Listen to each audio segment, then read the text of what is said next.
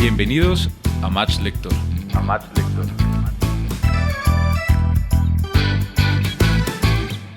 Bienvenidos a Match Lector, un podcast donde hablaremos con autores sobre sus obras, conoceremos algunas noticias literarias y recomendaremos libros para todos los gustos. Un espacio imperdible de Planeta de Libros Colombia. En este proyecto que inicia hoy, nos unimos por el amor a los libros y a la lectura con Soraya Peñuela, jefe de prensa de Editorial Planeta, y quien les habla, María Camila Caldas.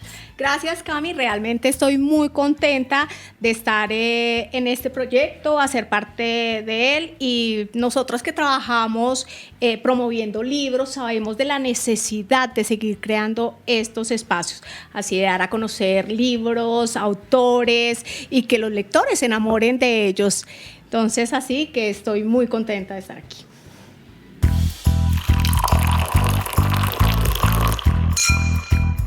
La tertulia.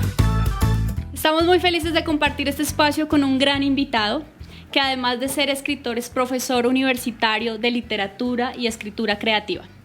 Ganador en 2 ocasiones del Premio Nacional del Libro de Cuentos Ciudad de Bogotá, con los libros Cruentos Cruzados y El asesinato de Edgar Allan Poe y otros misterios literarios. Y ganador del Concurso Nacional de Literatura Infantil y Juvenil en el 2017, con el libro Chicas Asustosas y Además Hermosas. Es autor de diferentes libros juveniles e infantiles, entre los que se destaca La Princesa Lobo y La Pintora, bajo el sello de Planeta Lector. En esta oportunidad estará hablando con nosotras de su más reciente publicación, el libro de relatos llamado Del otro lado del espejo. Le damos la bienvenida a Miguel Mendoza Luna. Miguel, bienvenido a la tertulia de Match Lector. Hola Camila, hola Soraya, feliz de estar acá. Gracias por aceptar esta invitación, Miguel. Me encantaría empezar, usted desde muy joven estuvo interesado en investigar sobre las mentes y cómo éstas deciden obedecer a sus deseos más oscuros. ¿Cómo es el caso de los asesinos? Y en años después usted publica Los asesinos en serie, perfiles de la mente criminal. ¿Cómo fue esta llegada a la escritura? Bueno, mira, todo empieza con la fascinación por los villanos en la literatura, más que en la realidad. Yo he dado la vuelta de la ficción a la realidad. Y me encontré muy joven con el caso de Jack el Destripador, y me pareció un personaje que se movía como en esa frontera entre lo fantástico y lo aterrador, un personaje que parecía sacado de un cuento de Edgar Allan Poe que descubro era real, y me inquietó mucho. Y empecé a investigar sobre asesinos que luego llamaríamos en el siglo XX asesinos en serie, y se dio el destino, Camila, de crear un curso en la Universidad Javeriana que duró mucho tiempo, ya no existe, que se llamaba así, Asesinos en Serie, Asesinos de Masas, y los chicos empezaron a llegar de una manera sorpresiva. Yo empecé a investigar más, a leer, obviamente siempre vinculando la literatura, y en el camino pues también llevaba ahí en secreto como mis cuentos sobre el lado oscuro del ser humano. Creo que lo que me obsesionaba y me sigue pues rondando es esa condición oscura del ser humano, esa ambigüedad, que podemos ser seres maravillosos y a la vez terribles y destructores. Encuentro más respuestas, entonces yo mismo también quería indagar desde la ficción y desde el ensayo sobre esa gran pregunta, o sea, ¿por qué el ser humano es la única especie que atenta contra sí misma, que encuentra placer en la destrucción del otro, que se convierte en un depredador, en un cazador de humanos? ¿Cómo lo ves tú? No, yo primero conozco varios de tus estudiantes que de verdad les encantaba y les seducía ese tema de los asesinos en serie, pero te volviste como un perfilador prácticamente de eso. Sí, ahí surgió la figura de la perfilación, pero mira que ya enfrentarse, digamos, a una investigación real, pues ya se necesitaba otra mentalidad, otro estómago, incluso para aguantar, porque son imágenes, historias terribles. Los perfiladores reales son personas con una fortaleza psíquica, y yo digo, no, yo me quiero refugiar en la escritura, en la literatura, para entender al ser humano en todas sus facetas. Y por fortuna pues también apareció, como lo mencionabas, la escritura de relatos de mundos felices, de otros monstruos pues más, por supuesto, muy diferentes, donde también hay que apostarle desde la ficción a entender la maravilla de la felicidad de los niños. Descifrar el mundo infantil pues también me pareció un reto para empezar a dialogar con esa lectora que llegó a mi casa, que es mi hija. Claro, ella te ayuda. El de los asustosos es... Las chicas asustosas. Asustosas. Sí. Exacto, que es súper lindo, o sea, me imagino, de verdad. Y además Claro, hermosas, ¿no? Exacto. Es una palabra de ella, es Sí, una palabra asustoso, acuñada por... ella está asustoso. Sí, Listo. Bueno, y cambiando un poquito, entremos a un terreno que es un género súper lindo, que es el género del cuento. O sea, hay algo que a mí me encanta y quisiera saber que nos contaras un poquito, es eso como lo conciso, lo compacto del cuento y realmente cómo crear esa narración y esos personajes en cierta, yo creo que debe haber un condicionamiento de decir hasta acá debo llegar, pero cuando llegue tiene que tener un sentido. Entonces háblanos un poquito de me esto del encanta que cuento. hables de la artesanía, de la construcción de los cuentos, porque muchas veces se quedan opacados bajo la sombra de las novelas, que por supuesto son Claro. también arquitecturas fabulosas. Como tú lo señalas, el construir un cuento, yo lo concibo como fabricar una pequeña trampa para el lector. Si la novela, digamos, es un viaje de descubrimientos, de revelaciones, creo que lo que siempre me gustó como lector de cuentos desde muy niño fue ser asaltado en mi inocencia, encontrar un final sorprendente. Hay grandes novelas que no necesitan de finales contundentes, pero el cuento siempre se me abría de una manera sorpresiva y caía yo en el vértigo de descubrir quién era el asesino, que quien pensaba que era bueno era malo, que la realidad no era lo que pensábamos, y eso me obsesionó como lector, y yo quería hacerlo como escritor, fabricar mis propias trampas. Y eso que tú dices, mundos como cerrados, imágenes concretas, de mundos en apariencia más pequeños, el cuento frente a la novela, pues exige mucho cuidado, entrar en un territorio donde el escenario no puede ser falso, Soraya, no puede ser como en una representación teatral donde tú pones una cortina para simular cada detalle. El lector está mucho más atento, el lector también sabe, intuye que ha entrado en una trampa y entonces empieza a mirar, entonces no lo puedes engañar con los mismos trucos de la novela. Entonces, desde el punto de vista psicológico, estás muy atento, no solo a la historia, en mi caso, sino al efecto que quieres lograr. Yo pienso mucho en el cuento, en los lectores, en la experiencia que los estás llevando, la sorpresa y las sensaciones que les quieres transmitir, ¿no? Que yo creo que los grandes cuentistas, los cuentistas rusos, franceses, alemanes, colombianos, latinoamericanos, han tenido ese desafío, ¿no? Que cuando el lector, en un tránsito más corto, porque seguramente alguien podría leerse de largo una novela, pero los cuentos sí deben leerse de una sola. Sí. No es como mañana termino. No, de el corrido. efecto, incluso un cuento largo, sabes que al llegar al final debes cambiar la vida de ese lector para siempre o hacerle pensar algo. No puede ser el cuento como en la novela, como un efecto Doppler, ¿no? Que es un ruido que pasa, una explosión, un grito, ¿no? Y que luego llega a ti como por eco. No, en el cuento tiene que ser un estallido inmediato. En ese final, digamos que mi apuesta como cuentista es que en cada relato el mundo nunca puede volver a ser igual, ¿no? Para los personajes y ojalá para el lector. Claro. Acá voy a hacer un paréntesis con lo de cuentos largos. ¿En qué punto uno puede denominar una novela corta? O sea, llegamos al cuento largo, que es un cuento largo y que es una novela corta, que ahí sí yo dije, o sea, ahí cuando hablas del cuento largo, yo, ¿y en qué momento para? O tú que has sido profesor y me imagino que Claro, muchos le claro. dicen, Pues, hice una mira, novela y tú, no, esto puede ser un cuento. Y aquí nos escucharán los editores que queremos tanto, pues también para ellos es un problema. En el momento en que un Claro. cuento se desborda, se inventa la noción de novela corta. Claro. ¿No? Grandes escritores como Hemingway, el mismo García Márquez, ¿no? Como que no eran ni novelas ni tampoco eran cuentos que se habían desbordado. Y en esa extensión, digamos que es difícil de medir. Hoy en día pues tenemos a Word, hay como un promedio para decir esto es largo, esto es corto. Creo que tiene que ver más con la extensión, Soraya, con la experiencia que le ofreces al lector, ¿no? Una novela corta, digamos que tiene más puntos de fuga, no tantos como la novela, digamos, larga, que se extiende, pero no logra concentrarse. Yo pienso mucho en el cuento como analogía con la fotografía. Es decir, la novela sería como el cine y el cuento sería como una instantánea, así Claro. la tomes con una selfie, ahí hay una historia más cerrada, hay un encuadre, hay unos elementos que quedaron ahí en el fondo de la fotografía, menos personajes, puede haber bastantes Claro. personajes en un cuento. Yo me he puesto en el reto de jugar, porque encontraba que en casi todos los cuentos hablan 2, 3 personas y no, puede ser más teatral. Pero se concentra en una escena, en un momento donde todo lo que ha pasado en la historia de ese personaje, lo que llamamos el destino, va a desembocar en ese momento que estás contando, que llamamos cuento. En una novela corta, esa es como la intención primaria, pero empiezan a salir puntos de fuga, historias paralelas, Sí. ¿no? Donde esa instantánea ya no puedes contarla con una sola imagen, con una sola fotografía, sino con una serie que de pronto no es tan larga como la de la novela, ¿no? Entonces creo que esa idea del instante, ¿no? De que todo se subordina y todo ocurre para un momento de tu vida, creo que eso es el cuento.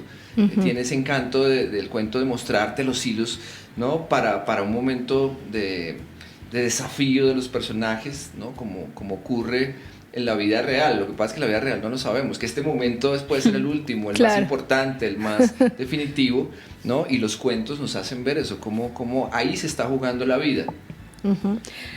Listo, ahora pasemos a este maravilloso libro. Hablábamos con Camila y realmente nos lo gozamos, que eso es importante, ¿verdad? Sí. Y del otro lado el espejo. Primero hablemos de la portada, que es realmente bellísima, que hablemos, es un cuadro de Rembrandt, que es La tormenta en el mar de Galilea. Listo. Y casualmente, tu primer relato es El mar de Galilea. Toma este nombre.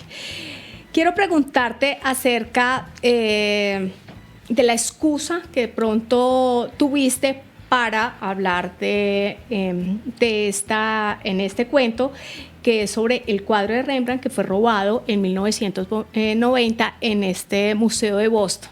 Y también habías hablado antes sobre los perfiles de asesinos en serie, y aquí hablamos de un estafador, que es un perfil que antes de arrancar con esto decíamos que es un poco más glamuroso, Más lo lord. más elegante, es de una inteligencia brutal, digamos, en ese sentido. Entonces, para que hablemos de este relato en especial, que es el primero del otro lado del espejo. Bueno, primero debo decirlo, a propósito de la portada maravillosa, ver este título y ver tu nombre en el sello Sex Barral para mí es Sí. un orgullo muy grande, ¿no?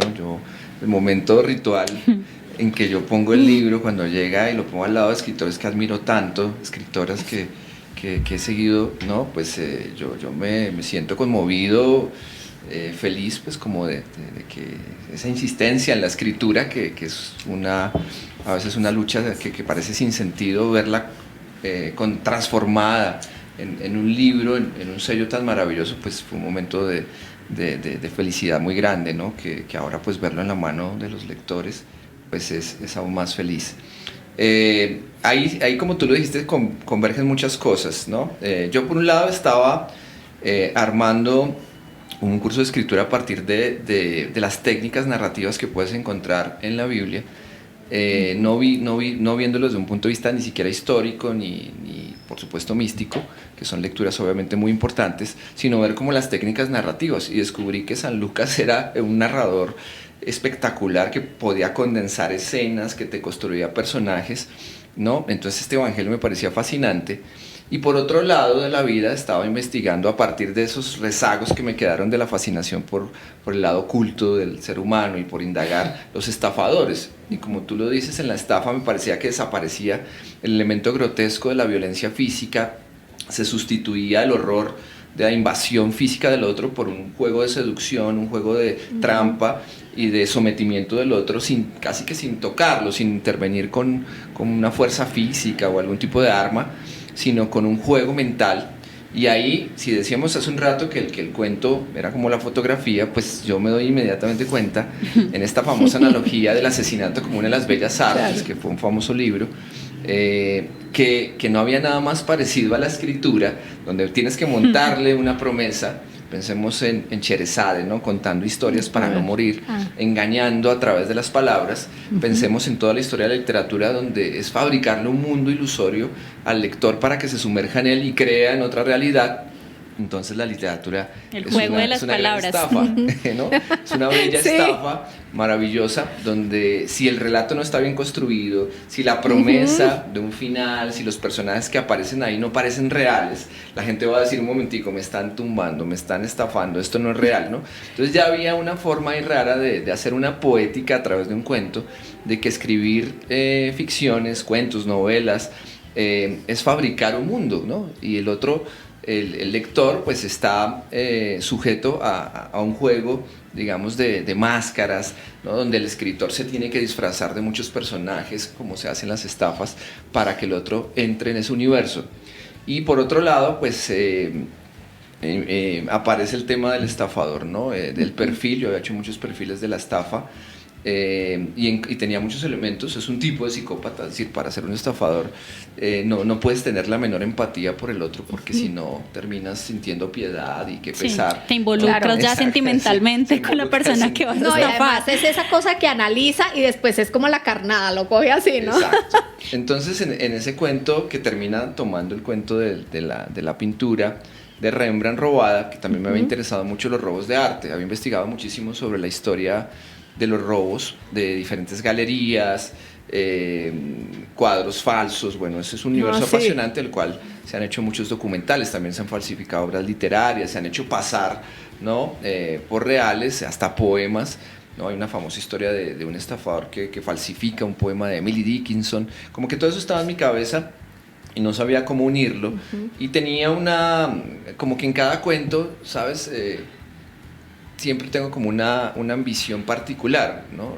Alrededor de un personaje, de un efecto, como decía al principio, y yo quería ser el personaje más extraño, incluso físicamente, en la literatura, que no fuera, digamos, deforme, que no fuera un ser fantástico, pero que hubiera alguna particularidad en él, y se me dio la oportunidad, pues, de presentar un personaje que, al parecer una forma de brujería, ha perdido todo su pelo, ¿no? Sí. Entonces ya me parece un personaje extraño desde su cuerpo.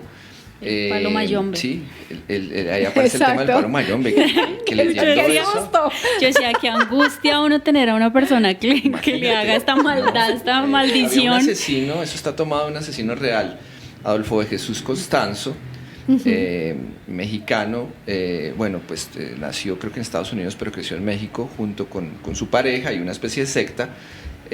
Hacían palo mayombe y terminaron convertidos en los narcosatánicos, ¿no? Los contrataban los capos mexicanos para hacer protecciones, y usaban este tipo de magia negra, de brujería extrema, donde hay sacrificios humanos, partes humanas, una cosa terrible, ¿no? Y por ahí pues se conectó esa historia con todo esto, ¿no? Al final termina siendo pues un relato también extraño en ese sentido, ¿no? Porque es un tema bíblico, tiene que ver probablemente el texto pues con esa escena del mar de Galilea, que a mí pues cuadro pues, de Rembrandt me parecía espectacular, y me acordé que estaba leyendo a San Lucas, busco a San Lucas, y me doy cuenta de lo maravilloso que es ese relato, ¿no? Porque es Jesús en medio de una tempestad. Del tempestad, cuadro, ¿no? sí, el cuadro que y como lo narra San Lucas y lo alcanza a transmitir Rembrandt, los apóstoles en ese momento pierden toda Están la fe. angustiados. ¿Sí? Están, ¿no? Se les olvida y Jesús está tranquilo. Como llamando a la calma, ¿no? Entonces ahí extrañamente los cuentos se fugan por más allá del argumento que quieras contar, más allá de la estafa que quieras contar, pero bueno, creo que lo que centra todo es la idea de que finalmente es devolverle al cuento esa posibilidad de un engaño donde alguien acepta voluntariamente entrar en un mundo y cree que va a salir igual, como decíamos hace un rato, y se va a llevar una sorpresa. Y el reto era ese, ¿no? Porque si lo recuerdan, el relato abre de manera explícita, ¿no? Que es un homenaje al cine de estafa, que también es maravilloso a lo largo de la historia, porque es un género que exige no solo contarte una historia interesante de unos estafadores, desde El Gran Golpe, Ocean's 11, y todas estas sagas de estafadores, y es que te voy a engañar es a ti, ¿no? Incluso advirtiéndote, presta atención, ¿no? Ahí está también la idea del relato como una suerte de magia, donde aparece de pronto una realidad de la cual no sospechabas, y que creo que es lo que a mí, repito, me enamoró como lector y quería en este libro ofrecerle a mis lectores. Miguel, bueno, apartándonos de un poco de este cuento, a mí uno que realmente me encantó es La María, que es alusivo a la novela María de Jorge Isaacs. Me gustaría que nos hablaras un poco de esa exploración del misterio que se vive en este cuento. Ok, bueno, todos los cuentos del otro lado del espejo tienen guiños de géneros, o sea, pero digamos que también la apuesta fue combinar cosas. No son relatos puros de detectivescos o de género negro, y en este pues inevitablemente aparece un tema siniestro, pero también humorístico alrededor de la parodia en la literatura. Mira que yo había visto como todos esos libros alrededor de personajes y de relatos famosos como el Código Da Vinci, ¿no?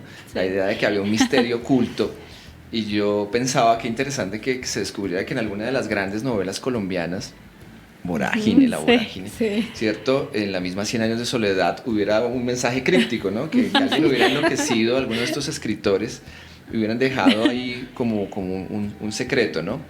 Y por esos días también estaba releyendo la biografía de Philip K. Dick, un escritor de ciencia ficción, que precisamente estaba convencido de que sus libros eran la realidad y que él era como producto como una especie de matriz, y todo era una ilusión, ¿no? Eso estaba rondando en mi cabeza, y por eso pues apelé en el epígrafe que encuentras en el cuento a Borges, ¿no? Con la broma literaria de Pierre Menard, autor del Quijote, ¿no? Que finalmente todos reescribimos el Quijote, todos lo leemos. Y él es el autor de... ¿no? Sí. Y estaba, digamos, ese dato anecdótico de María, novela de Jorge Isaacs, siempre le pusimos el artículo. Ay, el artículo, pero ya... no, es ya María, no la María, y lo decimos. Sí, yo entré como en el relato muy inocentemente para bromear un poco con eso de los artículos, como que iba a ser un cuento de los nombres. Yo ya venía en mi libro de cuentos, El asesinato de Edgar Allan Poe, y otros misterios literarios, había escrito un cuento que se llama Fausto el subtitulador, donde había recuperado todo este asunto de los doblajes, de las malas traducciones de las películas, de los títulos que se ponen en España, en Latinoamérica, ¿no? Como que venía provocado con esto del lenguaje y los cambios que se dan de un país a otro. Y por ahí iba a tomar el cuento, pero entonces vino como la imagen, esa instantánea que decíamos, ¿no? De un chico obsesionado con el libro, en el presente, que se enloquece a partir de un libro, y de es un Quijote, ¿no? Es un de un Quijote. libro y de su personaje, de Exacto. ella como María. Sí, exacto, es un Quijote porque esa es la maravilla del Quijote, que ahí está escrito todo, entonces no es sino ir a ese libro y las ideas llegan.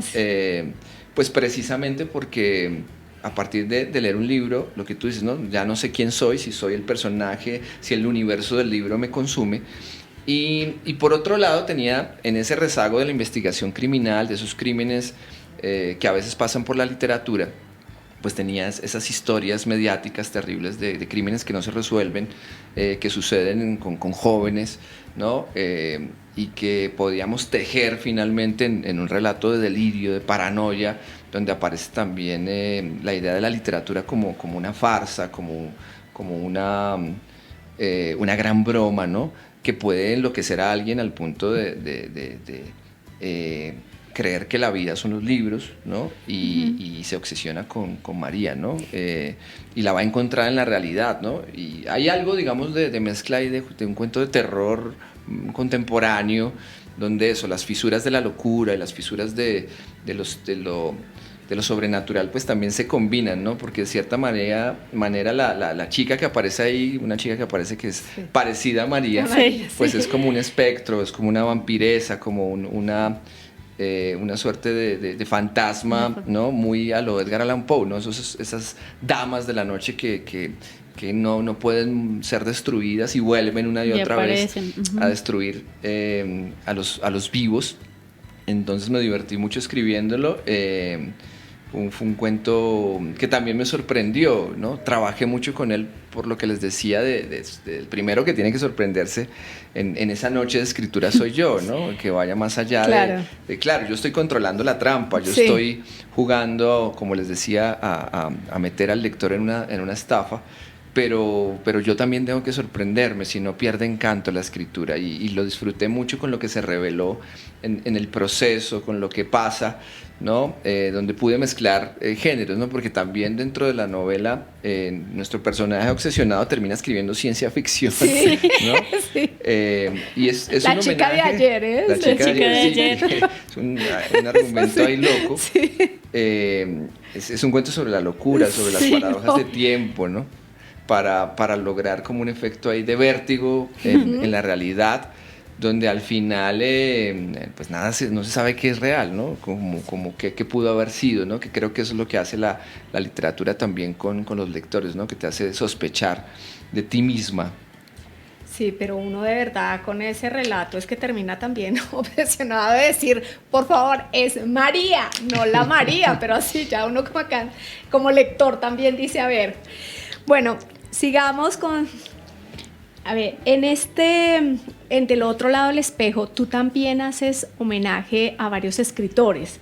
Aparecen ahí, desfila ahí Agatha Christie, que la pones de un protagonista, aparece Charles Dickens de alguna forma. Entonces, cuéntanos un poco de ese homenaje que le hace a estos autores. Esa ha sido, Soraya, como mi fórmula de escritura y mi fascinación, que es lo que me encanta también de escribir, es jugar, apropiarme de mundos que me enamoraron, darle vueltas a la ficción y apropiarme e instalar a los personajes en otros mundos. Ya lo había hecho en los libros que Camila mencionó, y tenía pendiente un homenaje especialmente con Agatha Christie, que me parece que es una gran escritora, que se renueva una y otra vez con el cine, con las adaptaciones cinematográficas, pero que no se le ha hecho la justicia suficiente.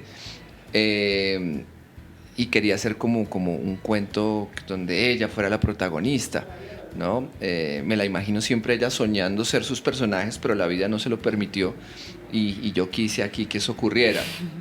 Y tú mencionas, pues, 3 disparos en la noche. Sí. Ahí el objetivo era convertir a Agatha Christie En el personaje sí, en el principal. personaje, sí.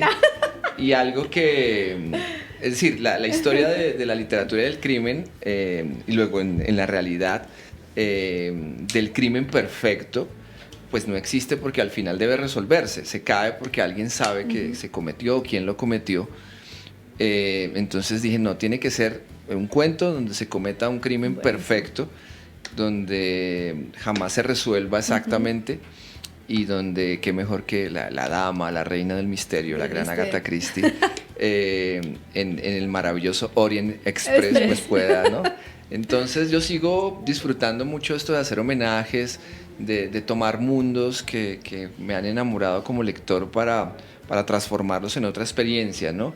Siempre queda como esa puerta giratoria, Soraya, cuando se escriben este tipo de cuentos como el de El cuarto fantasma de Navidad, y es que los lectores se interesen, ese debe ser mi lado profesor, se interesen por leer si no han leído esos referentes, ¿cierto? Y quienes lo leyeron pues Claro. descubren otra luz, otra puerta que no vieron de cómo interpretar esos relatos o cómo vivirlos desde la reinvención, la transformación, la reversión, se ha dicho, el intertexto, bueno. Entonces el cuarto fantasma de Navidad, a mí me fascinan los cuentos de Navidad. En la Navidad pasada hice toda una... ¿Y te gusta la Navidad? O eres medio Grinch. Soy como Grinch. O medio Así Grinch. como Sí, no, el cuento de El cuento, yo Navidad. creo que está un poco basado. Mentiría si digo que me encanta. He mejorado desde pues, cuando llega mi hija Claro, a casa. estaba entonces como que pensando en eso. Bueno, Miguel, no sé si nos quieras leer un fragmento de alguno de los relatos Bueno, el que más te guste.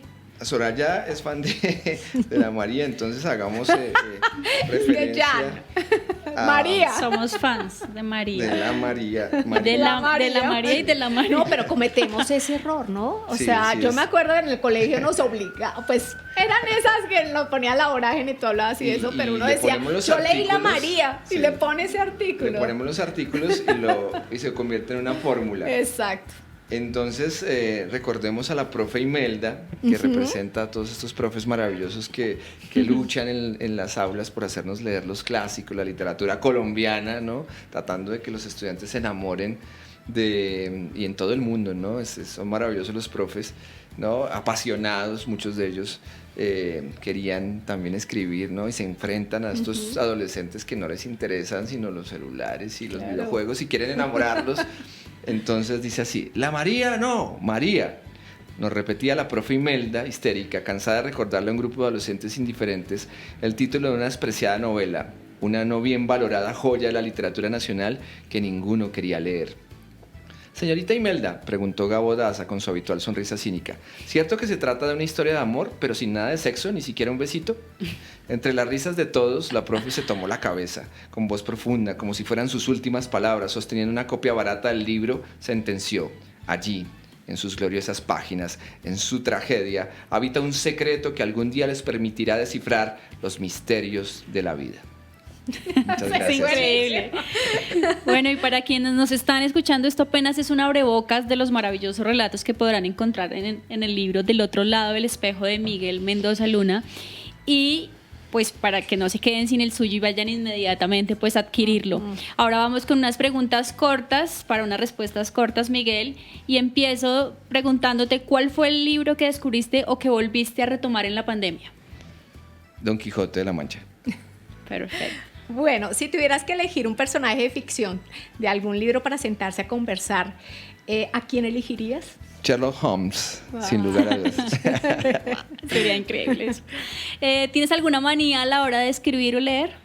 Sí, las puertas tienen que estar cerradas. Donde sea que esté, no puede haber nada abierto. Me da una sensación de que esa habitación no me va a permitir escribir. ¿Qué escritor o libro te han influido en tu trabajo como autor? Truman Capote, ¿no? Me parece uno de los más importantes. Carson McCullers, una escritora que admiro muchísimo. Por supuesto, toda la obra de Sherlock Holmes, como hemos dicho, que es el personaje con el que me gustaría hablar, la obra de Conan Doyle, Edgar Allan Poe, sigue siendo uno de los escritores pues, que visito una y otra vez, que vuelvo a leer. Me gusta mucho también James Ellroy, que es un escritor de novela negra, ¿no? Que se basó también en un caso real. Es otro de mis referentes fundamentales. Bueno, y para finalizar nuestra ronda de preguntas, quiero preguntarte qué estás leyendo actualmente. Estoy leyendo muchas escritoras. Lucía Berlín con Manual para Mujeres de la Limpieza. Ya lo había leído, pero me parece un relato, una colección de relatos fascinante, ¿no? Me encanta. Listo, Miguel, fue un gusto tenerte en Match Lector. Gracias por acompañarnos en este primer episodio. Gracias, Espero chicas. que vuelvas. No, fue un maravilloso placer. espacio. Además, se nos cumplió un deseo, ¿no, Camil? Sí. Queríamos, decíamos, tenemos que arrancar con él. Teníamos Bueno, que de verdad, arrancar muchas contigo. gracias. Gracias, chicas. Mucha suerte con este espacio maravilloso que seguro va a traer muchos lectores, oyentes y lo más importante, que la gente lea. Gracias. Eso Que es así importante. sea. Gracias. Gracias. Contrarreloj.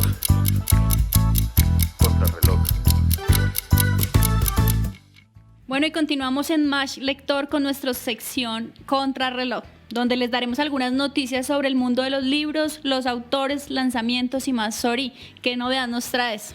Bueno, y para Contrarreloj, les cuento que el escritor Mario Mendoza y el arquitecto Keiko Olano llegan con la esperada segunda parte de la trilogía de la novela gráfica llamada Misterio, en la que en esta oportunidad los lectores podrán disfrutar de realidad aumentada en su portada. Imagínense en eso tan maravilloso. Increíble. Y en algunas páginas internas, esto ya significa un recurso tecnológico que ofrecerá experiencias interactivas al lector a partir de la combinación entre la dimensión virtual y la física, con la utilización de dispositivos digitales. O sea, es toda una novedad para leer, ¿no? Ya nos veremos a todos con los celulares descargando estos códigos para poder visualizar lo que traen estos nuevos libros de Mario Mendoza.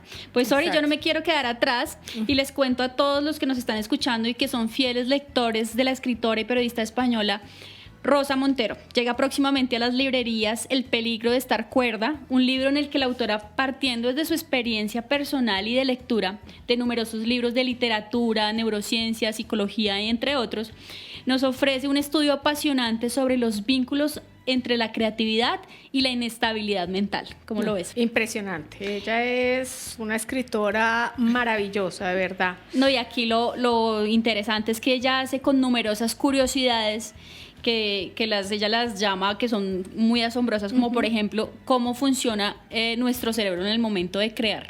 Entonces, digamos que ahí les dejo este interés por adquirir este libro, que nos llama bastante la atención por el prestigio también de esta autora. Y otro a contrarreloj puede ser, bueno, hablemos de Filbo. O sea, se nos vino. Vuelve la Filbo. Después de 2 años.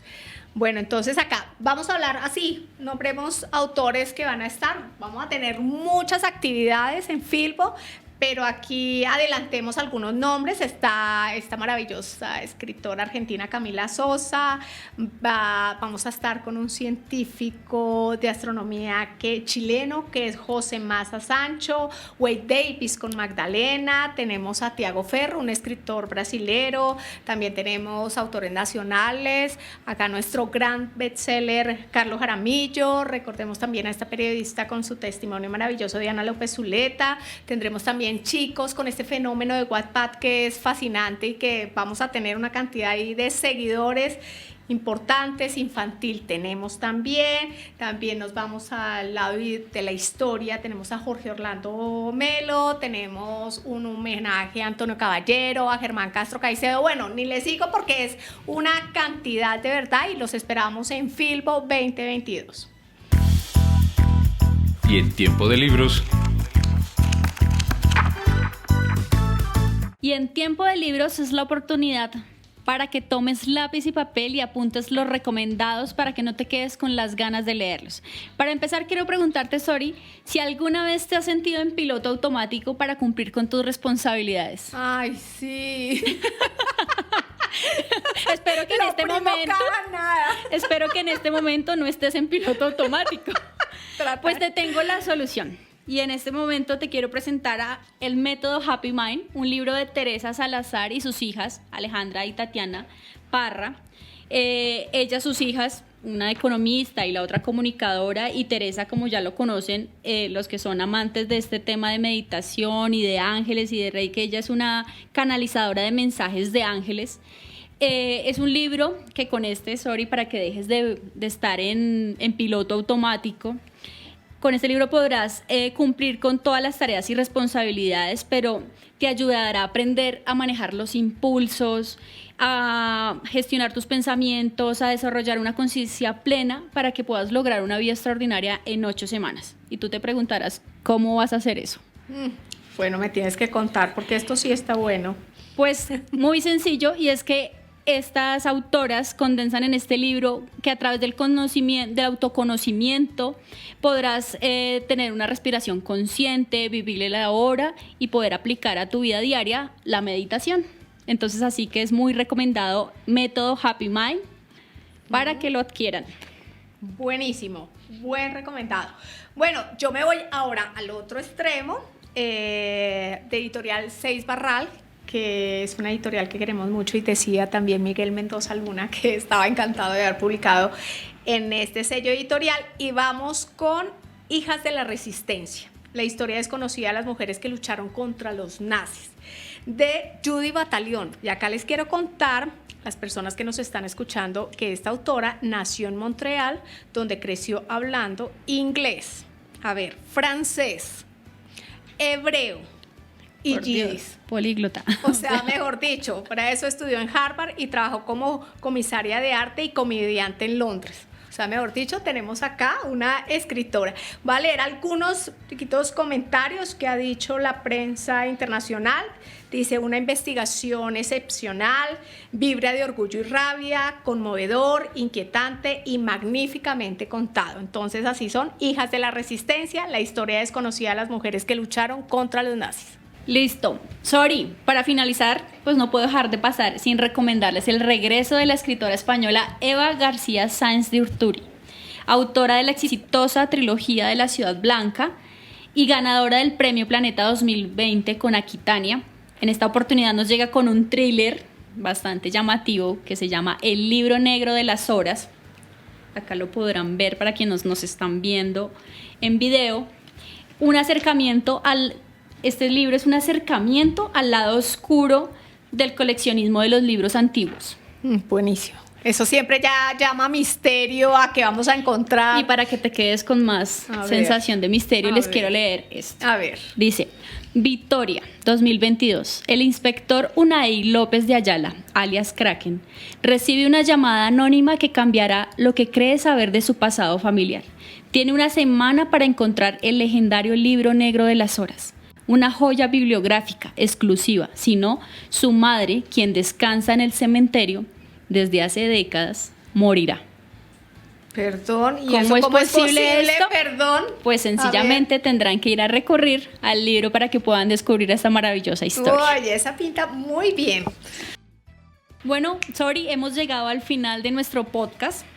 Los esperamos en su plataforma favorita para que se suscriban al podcast Match Lector. Nos escuchen y conversen con nosotras a través de nuestras redes sociales Planeta de Libros Colombia. Y gracias por acompañarnos nuevamente. Nos encontraremos en un próximo episodio. Sorry. No, buenísima, yo encantada, quedé feliz con todo, entonces será para otra oportunidad. Adiós. Chao. Bienvenidos a Match Lector.